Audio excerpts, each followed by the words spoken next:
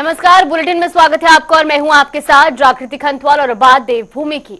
मुख्यमंत्री पुष्कर सिंह धामी ने social media platform x पर पोस्ट करते हुए लिखा कि हमारी डबल इंजन सरकार प्रदेश की कनेक्टिविटी को मजबूत करने के लिए लगातार काम कर रही है।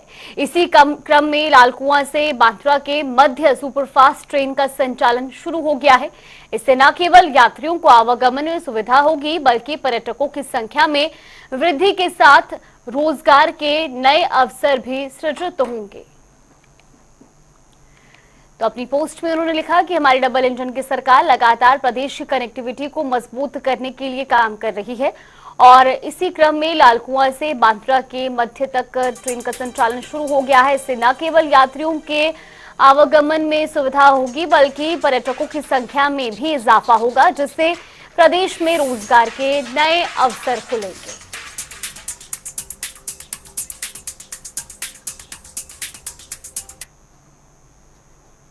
देवभूमि उत्तराखंड में जहां एक तरफ धामी सरकार सख्त भू कानून लाने के लिए विशेष समिति के जरिए समीक्षा कर रही है, तो वहीं दूसरी तरफ मुख्य विपक्षी दल कांग्रेस सरकार पर तीखा हमला करते हुए नजर आ रही है। सिंह धामी जी के द्वारा प्रदेश में सख्त भू कानून लागू हो, प्रदेश के हित के लिए, प्रदेश की जनता के लिए जो सबसे अच्छा सख्त भू कानून हो सकता है उसके लिए लाने के लिए सरकार की संकल्पित है। और इसके लिए सरकार के द्वारा पूर्व में भू कानून को लेकर एक समिति बनाई गई। उस समिति के द्वारा एक रिपोर्ट भी तैयार की गई है। उस रिपोर्ट की अध्ययन के लिए मुख्य सचिव की अध्यक्षता में एक कमेटी भी बनाई गई है और जल्द ही हमारे मुख्यमंत्री ने कहा है कि आगामी जो हमारा बजट सत्र होगा उस बजट सत्र में प्रदेश के हित का सबसे अच्छा, सबसे कड़ा भू कानून प्रदेश में लागू होगा और विधानसभा की पटल पर भू कानून को रखा जाएगा। उत्तराखंड में भारतीय जनता पार्टी की सरकार आने के बाद जो सरकार ने उत्तराखंड की जमीनों को बेचने का, जो समूहों को देने का जो षड्यंत्र किया था उस पर आधारित ये प्रेस कॉन्फ्रेंस थी। पहले तो 18 में उत्तराखंड की सरकार ने 143 और 154 धारा में परिवर्तन किया, उससे 12.5 एकड़ से अधिक जमीन किसी भी कंपनी को लेने की छूट दी। और उसके बाद 22 में पुष्कर सिंह धामी की सरकार ने उस जमीन को, अगर वो औद्योगिक प्रयोग के लिए उस भूमि का प्रयोग नहीं हो रहा था, तो उस जमीन को सरकार में निहित करने की भी रोक लगा दी। ऐसे 18 से लेकर के और आज तक की सरकार ने भू कानून में 23 परिवर्तन करके सरकार ने जमीनों के लूट की। केदारनाथ विधानसभा सीट पर उपचुनाव होने वाले हैं और इसे लेकर बीजेपी के भीतर टिकट को लेकर अब घमासान मचा हुआ है। टिकट को लेकर शैला रानी रावत की पुत्री ऐश्वर्या रावत और शैला रानी रावत के दत्तक पुत्र के बीच भी दावेदारी को लेकर एक तरह से जंग छिड़ चुकी है। ऐसे में देखना ये होगा कि अब कब तक टिकट का ऐलान होता है, टिकट हासिल करने में कौन सा दावेदार बाजी मारने में कामयाब होता है।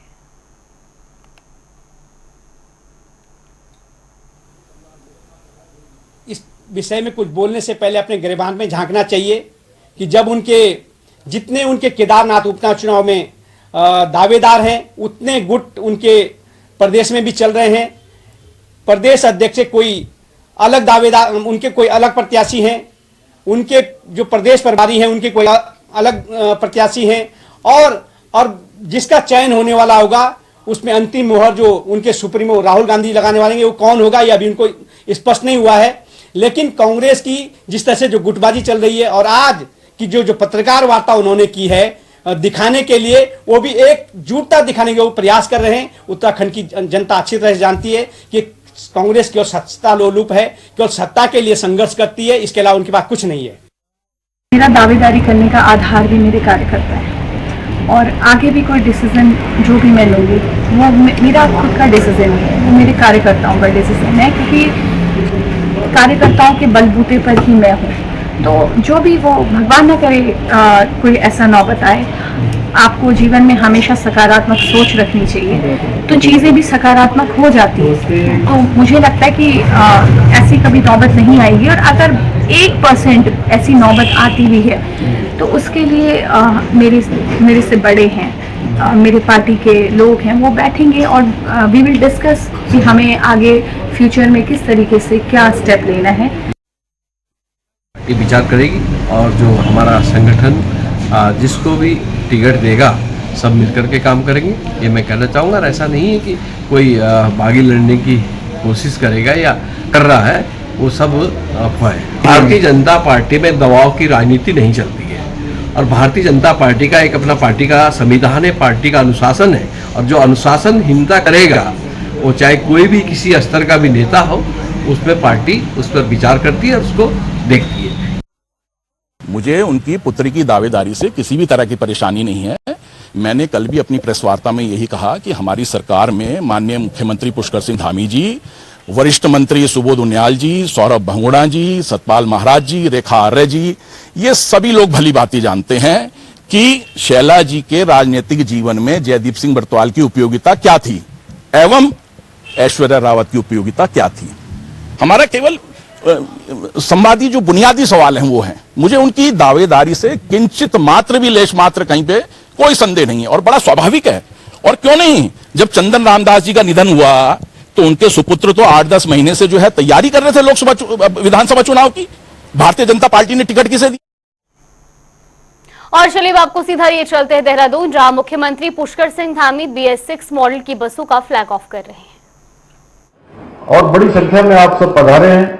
मैं आप सभी का हृदय से स्वागत करता हूं, आप सभी का अभिनंदन करता हूं। और मुझे खुशी है कि आज हम उत्तराखंड परिवहन निगम के बेड़े में 130 नई बसों को शामिल कर राज्य के विकास में एक और महत्वपूर्ण कड़ी जोड़ रहे हैं। लोगों से जुड़ने की एक कड़ी और जुड़ गई है। भाइयों बहनों, ये BS6 मॉडल की जो अत्याधुनिक तकनीकी से युक्त नई बसें हमारे राज्य के परिवहन तंत्र को, लोगों के आवागमन को सशक्त बनाने की दिशा में एक महत्वपूर्ण कदम साबित होगा। ये बसें न केवल हमारे यात्रियों को सुरक्षित, सुविधाजनक और किफायती यात्रा का अनुभव प्रदान करेंगी, बल्कि प्रदेश की आर्थिक, सामाजिक और पर्यटन की जो गतिविधियां हैं उसको भी एक नया आधार और ऊर्जा प्रदान करेंगी और पूरे देश से आने वाले लोगों के लिए भी हमारे राज्य में उनका आवागमन भी आसान करेगी, उनको सुविधा भी प्रदान करेगी। भाइयों बहनों, हम सभी जानते हैं कि हमारे राज्य की जो भौगोलिक और आर्थिक परिस्थितियां हैं वो अन्य राज्यों के मुकाबले अत्यंत ही चुनौतीपूर्ण है।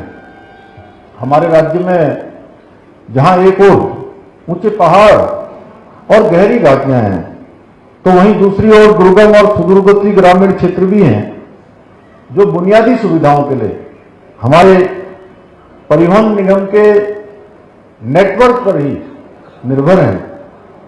जिस प्रकार से परिवहन निगम उनको जोड़ने का काम करेगा, उनको आवागमन के लिए सुविधा प्रदान करेगा, निश्चित रूप से उनके जीवन को भी गतिमान बनाने का काम पूरी तरह से परिवहन निगम पर निर्भर होता है।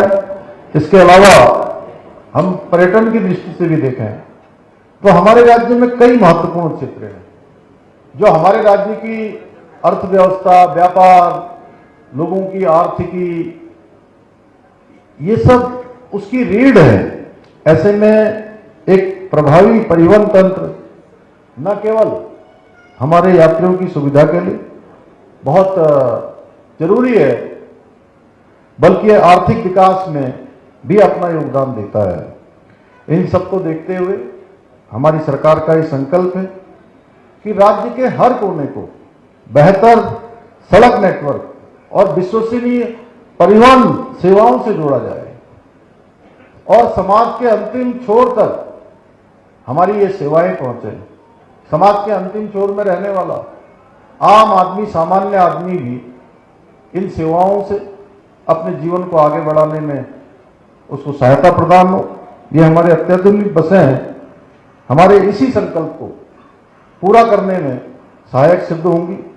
मुझे बताया गया है कि ये बसें विशेष रूप से हमारे राज्य की भौगोलिक और जलवायु की जो परिस्थितियां हैं, उन परिस्थितियों को ध्यान में रखकर डिजाइन की गई हैं, उनको बनाया गया है साथ ही बेहतर पर्यावरण के प्रति भी हमारी प्रतिबद्धता को ये दर्शाती हैं, बल्कि ये न्यूनतम प्रदूषण उत्सर्जन भी करती है, क्योंकि हमारा ही राज्य पहला राज्य है पूरे देश के अंदर, शायद दुनिया के अंदर भी होगा, कि जहां हमने ग्रॉस एनवायरनमेंट प्रोडक्ट जीईपी सबसे पहले यहां लागू किया है कि हम कितना विकास कर रहे हैं और उस विकास के लिए हम क्या कीमत अदा कर रहे हैं। आप देखते होंगे, हमको फर्क साफ मालूम पड़ता है जब हम देहरादून छोड़कर अगर हम राष्ट्रीय राजधानी में पहुंच जाते हैं या एनसीआर रीजन में पहुंचते हैं, तो आप सब लोग महसूस करते होंगे कि हमको कितना स्वच्छ वातावरण, कितना अच्छा पर्यावरण, कितनी अच्छी हवा यहां मिलती है। और वहां के लोगों के लिए कई बार जब EQI 600-700 पहुंच जाता है तो घरों से बाहर निकलना भी बड़ा मुश्किल हो जाता है। तो हमको प्रकृति के द्वारा, भगवान की कृपा से एक अच्छा पर्यावरण, अच्छी हवा, अच्छा परिवेश हम सबको मिला हुआ है। तो हमारा भी ये संकल्प होना चाहिए कि प्रकृति में हम भी अपना योगदान दें।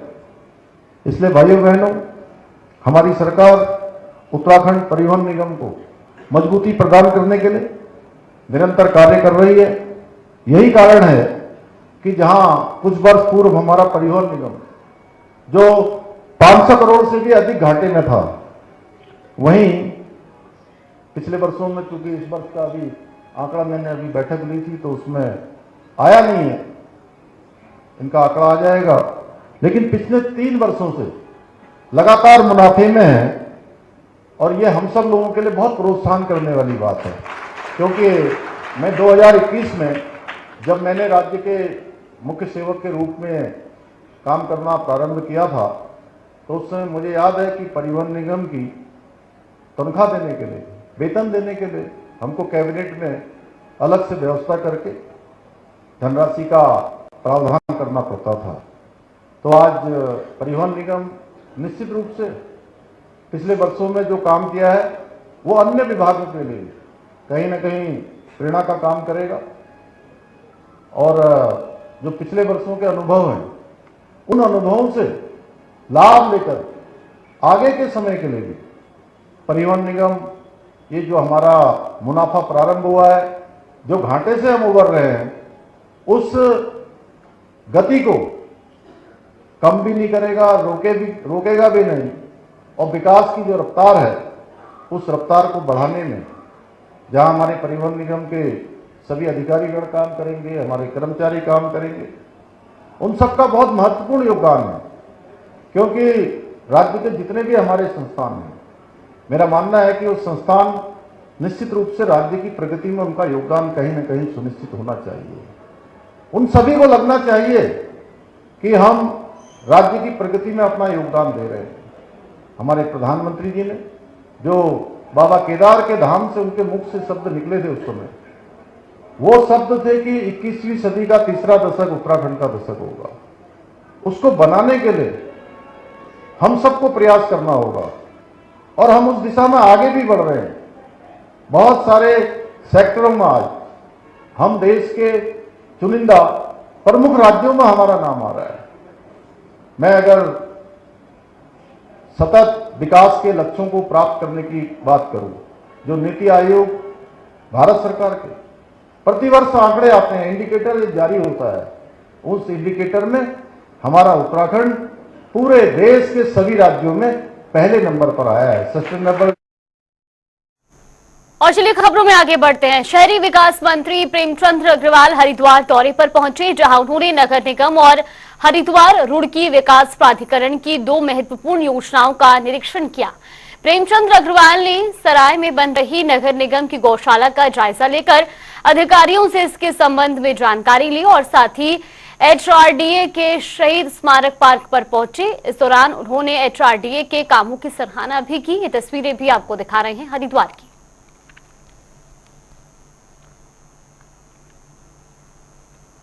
HRDA लगातार एक नवाचार हमारे यहाँ कर रहा है पिछले दिनों आपने देखा हो कि अनेकों जो हमारे यहाँ HRD द्वारा काम किए गए उसका निरीक्षण किया। आज मैं इस पार्क पे खड़ा हूँ, जिसको यहाँ के लोग 23 मार्च से जिस दिन शहीद दिवस होता है, लोग यहाँ के श्रद्धांजलि करते थे। इस पार्क को डेवलप किया है, जिसकी कीमत 1,90,00,000 है और खूबसूरत पार्क बना है। यहाँ घूमने के लिए है, यहाँ पे ग्रीनरी है, यहाँ पे लाइट्स हैं, फाउंटेन है और शहीदों के आपने देखा कि सामने आप देख रहे होंगे, उनके नाम पे ये पार्क रखा गया है। तो बहुत जल्द इसका उद्घाटन करेंगे और मुझे ऐसा लगता है कि इसका नाम भी एक अच्छा पार्क हम रखेंगे ताकि लोग इससे आकर्षित हों।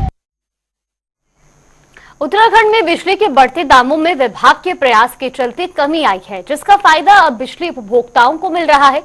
यूपीसीएल के निदेशक परियोजना अजय कुमार ने बताया कि विभाग की ओर से लगातार प्रयास किए जा रहे हैं कि कैसे उपभोक्ताओं को बिजली कम दरों पर दी जा सके।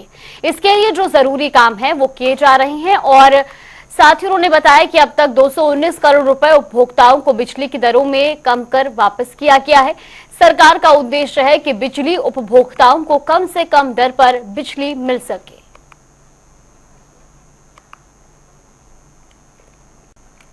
जो बिजली के जो दरें हैं वो इस पे डिपेंड होते हैं कि हम लोग को जनरेटिंग कंपनीज किस रेट पे बिजली मुहैया करा रही हैं। तो हम लोग के प्रयास से और सरकार के प्रयास से हम लोगों ने सस्ती से सस्ती बिजली को सोर्स किया है, जिससे कि जिसका लाभ उपभोक्ताओं को मिल रहा है। और अब जो हम लगातार पिछले 4 महीनों से जो औसत टैरिफ है उससे कम दरों पे बिजली हम उपलब्ध करा रहे हैं, जिससे कि उपभोक्ताओं को फ़ायदा हो रहा है। और जैसे कि ये जुलाई में 30 पैसे प्रति यूनिट की दर से हमने पैसे वापस किए हैं। उसके बाद अगस्त में 52 पैसे प्रति यूनिट के हिसाब से औसत वापस हुए हैं और ऐसे ही सितंबर में 23 पैसे प्रति यूनिट के हिसाब से वापस उपभोक्ताओं को वापस किए गए हैं और अक्टूबर में ये 70 पैसे प्रति यूनिट के हिसाब से हमने वापस किया है। कुल 219 करोड़ रुपए इस हमने उपभोक्ताओं को वापस किया है। तो वही विकासनगर में विजिलेंस की बड़ी कार्रवाई करते हुए प्रधानमंत्री ग्राम सड़क योजना के दफ्तर पर छापेमारी की। कालसी दफ्तर में अपर सहायक अभियंता को रिश्वत लेते रंगे हाथों गिरफ्तार किया गया। तो वहीं इस दौरान विजिलेंस की छापेमारी से विभाग में हड़कंप मच गया। इसके चलते विजिलेंस टीम ने आरोपी जई से लंबी पूछताछ भी की।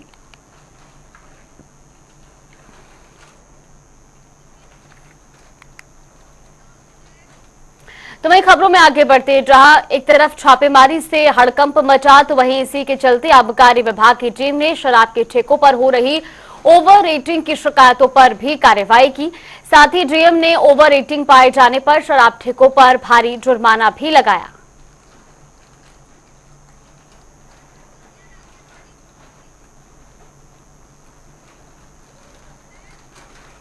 और चलिए रुक कर लेते हैं बड़ी खबर की ओर। बड़ी खबर, बड़ी जानकारी आपको बता दें इस वक्त की ये बड़ी खबर केदारनाथ उपचुनाव से जुड़ी इस वक्त की ये बड़ी जानकारी आपको बता दें।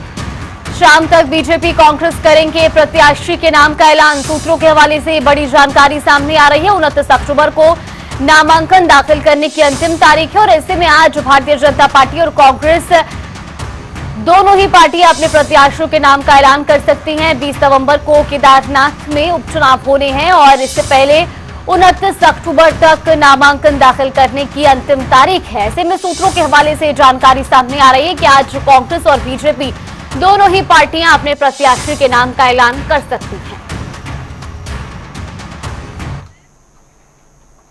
और चलिए उत्तराखंड की खबरों में फिलहाल के लिए बस इतना ही। यहाँ पे रुकते हैं छोटे से ब्रेक।